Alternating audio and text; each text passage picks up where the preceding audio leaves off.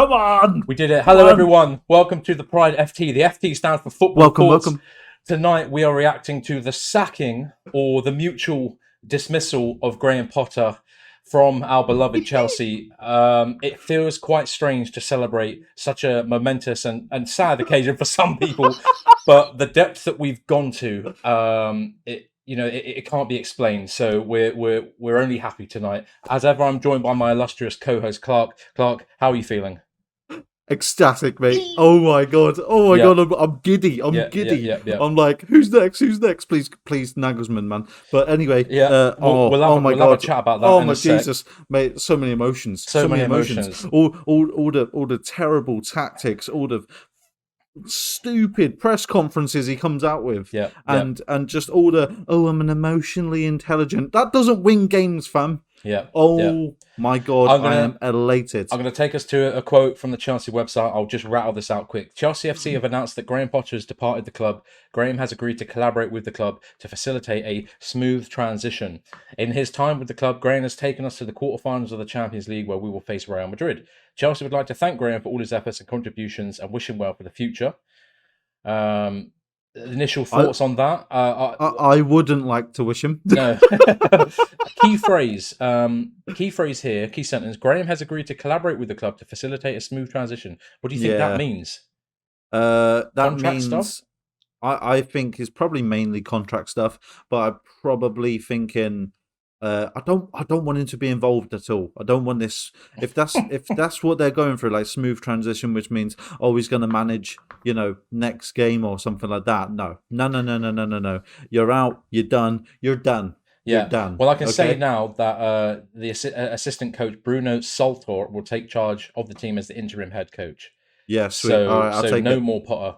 I'm guessing the smooth transition thing. Hopefully, it is the case of they both realised that this relationship wasn't working. It's not you, it's me. No, it was definitely just Potter. A contractual thing, surely, right? Because I'm guessing they weren't happy to pay the 50 million buyout for the rest of his contract. Yeah, probably not. So if this is Graham, and maybe we'll figure this out at some point in the future, if this is him saying, look, clearly I'm not the guy for this job, I'll step back and avoid that payoff because that's just awkward. Then kudos to him.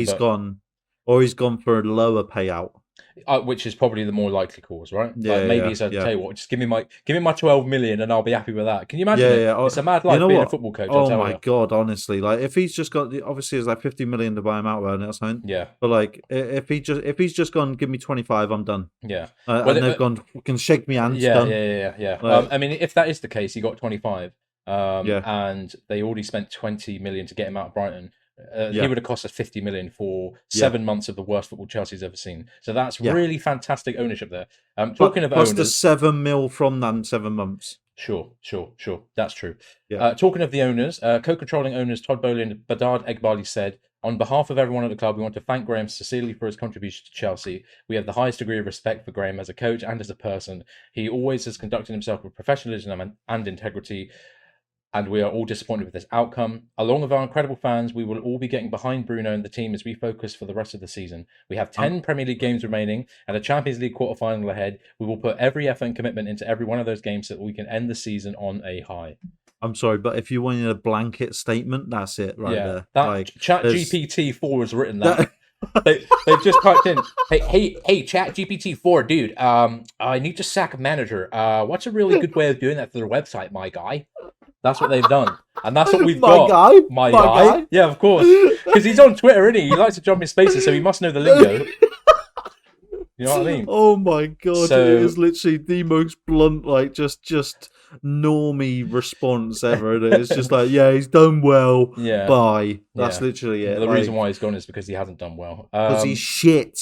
Yes, exactly. Yeah, very, very bad. Talking of shit, let's go through some of the stats that we've me and you have both watched every minute of this season. So Potter was appointed on the September the 8th on a 5-year deal, as I was just saying, but has left the club just 7 months into that contract. Obviously, after winning just 7 of his 22 Premier League games in charge. Abysmal. These stats are coming courtesy of Sky Sports, by the way. So here we go. Premier League record at Chelsea: 22 games, 7 wins, 7 draws, 8 defeats, 21 goals scored, 21 conceded. So a flat goal difference. And we failed to score in 9 of those games. It's also worth mentioning that without the 10 points that Tuchel got us earlier on in the season. Let me just find this. Wait for it. We would currently be on 28 points. We would be below Crystal Palace. We'd be level on points with Wolves, who themselves are only 2 points from the relegation zone. So that's how we bad. could have been so close. Exactly. And things weren't Long exactly live going swimming. Well, good luck to him and the rest of his endeavours. But today we focus on Potter. Some of the teams that we've dropped points against under Potter in the Premier League, I thought I'd just collate this together. Aston Villa, loss. Everton, draw. Spurs, loss. Southampton, loss. West Ham, draw. Fulham, 1 loss, 1 draw. Liverpool, draw. City, loss. Forest, draw. Newcastle, loss. Arsenal, loss. Brighton, loss. United, draw. Brentford, draw. You're killing me, man. I know. So, oh my god, those are the teams that we've dropped points to so shit. over the course of the season. Obviously, we know that this is like one of the worst Spurs teams we've seen in years. Everton are terrible, Southampton are terrible, West Ham are terrible. Liverpool and aren't Southampton anywhere didn't even have a manager. Exactly. Forest are also down at the bottom of the table. They're kind of terrible as well. And we should be beating the likes of Brentford, Brighton, and probably Liverpool this season as well.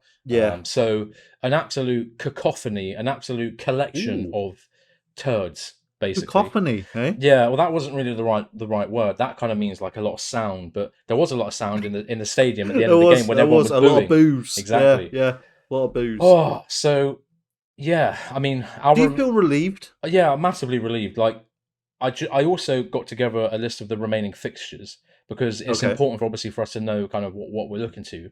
And obviously we went through this in our match reaction yesterday. We weren't expecting to be putting up another video today, but here we are. We have Liverpool at home, Wolves away, Madrid away, Brighton at home, Madrid at home, United away, Brentford home, Arsenal away, Bournemouth away, Forest at home, City away, and Newcastle at home for the last game of the season. So a really tough run-in. And I remember we were saying on our last podcast episode, weren't we, about how I can't see us picking up any points in these remaining games. And it looked as if like that Aston Villa one was like, this is unattainable, because if we keep going on like this, we're literally going to be stuck on 38 points for the rest of the season. We are not moving. No. So it had to happen.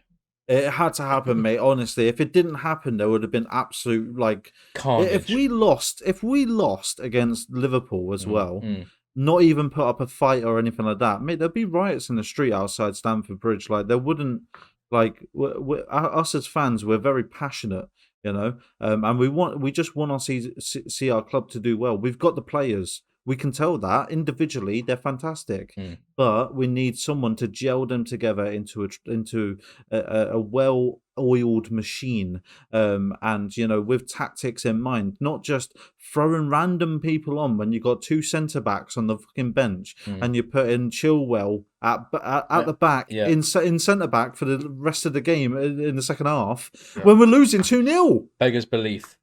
Some of the what is going on there? Through. Some of the shit we went through. Apparently, I saw too. I don't know how true this is, but it made me laugh. Apparently, he's a Gooners fan. Well, it shows because he was Agent Potter. I tell you, that guy just honestly, and did forget about Agent Rafa. This is Agent Potter. Yeah. Jesus. So the club. With all that being said, obviously at this point, then it's time to think about a new manager and what kind of options we have available. Right. Some of the names that come to mind straight away. This is obviously providing that this Bruno Saltor will stay in charge for the rest of the season, which I think you may as well at this point. There's no point getting you might as well. Yeah, see the last 10 games. Obviously, some of the names available. Nagelsmann has just left his job at Bayern Munich. I want him. Okay. That's my choice. Sorry, just real quick. No worries. That's my guy. Go on. Zidane's floating out there. No. Hansi Flick is obviously he is the Germany manager. He won't be leaving Germany, mate. No, exactly. They have a Euros next year in Germany, so there's no way he's leaving that post. No. Who else is there? Luis Enrique as well, after his kind of bad kind of performance at the World Cup with Spain. So there are some names floating out there. I'm sure there are others that I've completely forgotten about. There'll probably be some people from like Portugal or Ecuador or someone that we might find based on our kind of new club model.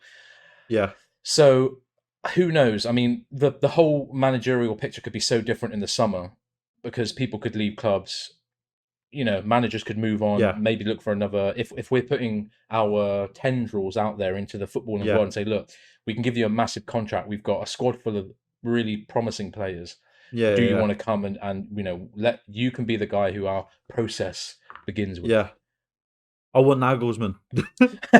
my mind's set, right? Um, But so my theory is yeah, he's young, right? How old is he? 36. 30. He's younger So than Thiago 36. Silva. I was just gonna say he's younger than Thiago Silva, and how old is Aspi? 33.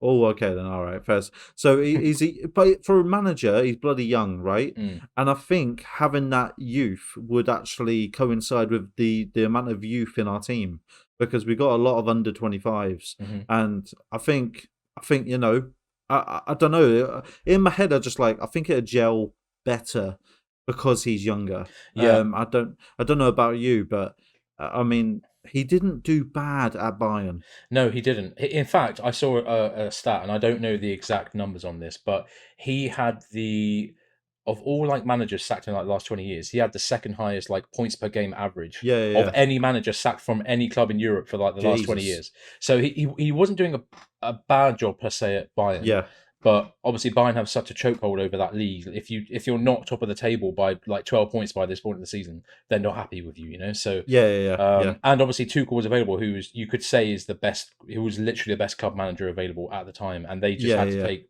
And good on Bayern, they took that opportunity Yeah, with fair with enough. both Yeah, hands. No, I kind of like the idea of Nagelsmann as well, as you said, younger.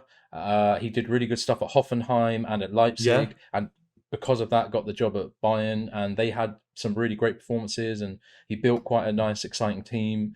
Um, I also not don't forget Christopher Vivell, obviously like our technical director. I can't remember mm, his exact title.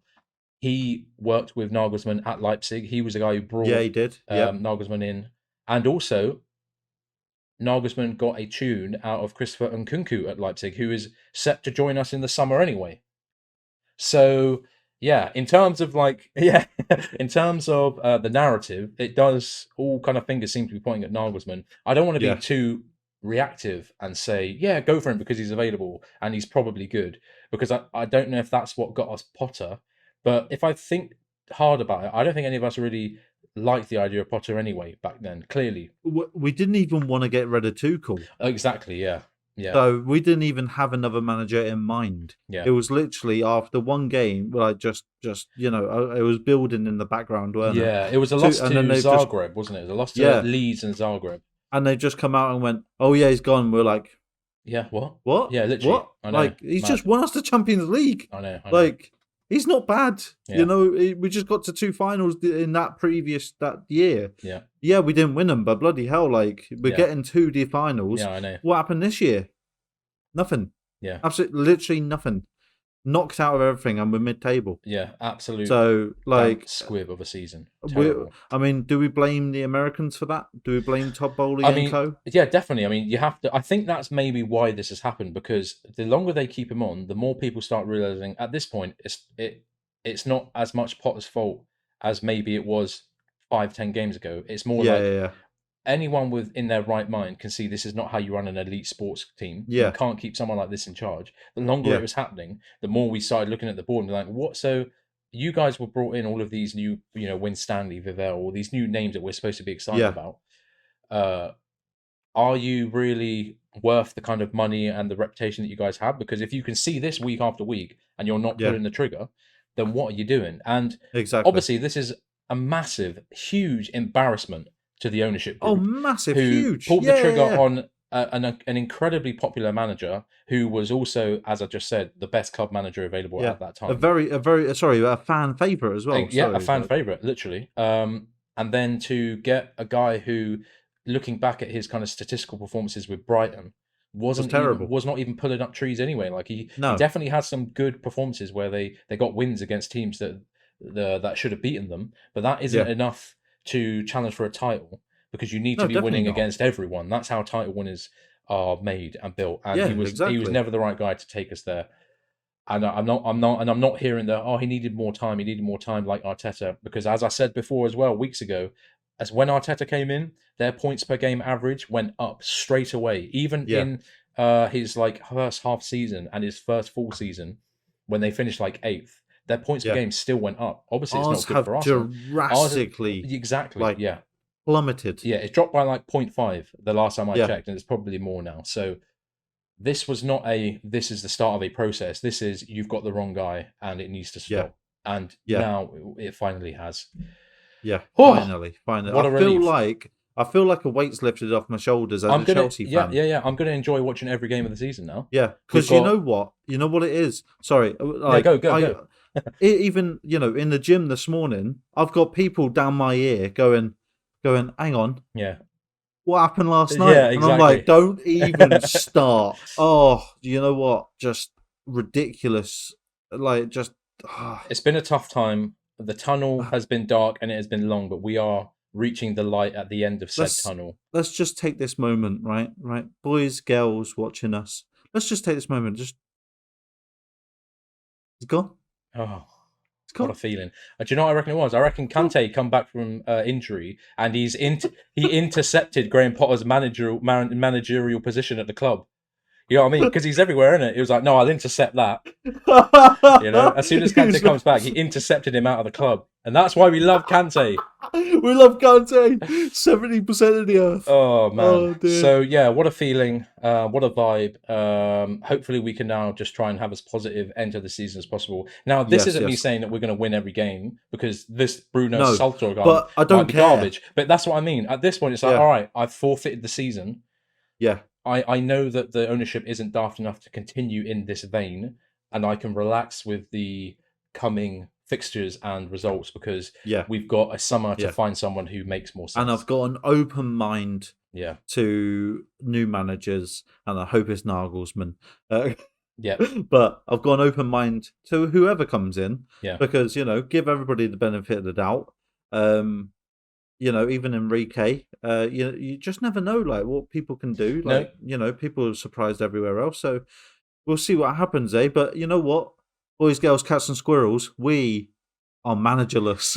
We are managerless once again. But see, this is proper Chelsea, you know what I mean? This is the roller coaster of Chelsea. We have managers, we sack managers. We win trophies, we sack managers. It's the constant chaos that keeps us powered up and in love with our club. Thank you to everyone for tuning in. We hope you're as happy as we are. Obviously, don't go out and abuse or berate Potter in any way. No emails. Not. No. Keep your bloody opinions to yourself. Don't be daft. Obviously, he wasn't right for our club, but that doesn't mean that he doesn't deserve to be kind of left alone to deal with this situation. To be a human being. And this is going to be as tough for him as it will be for anyone else. So remember that. Don't be an arsehole. Except for the 25 million odd quid in his pocket. But except for that, of course. Nevertheless, there's still emotional damage. Yeah, don't be daft. Don't be cringe, all right? Leave Don't him alone. be daft. He's gone now. I'll tell you what. Up the Chelsea!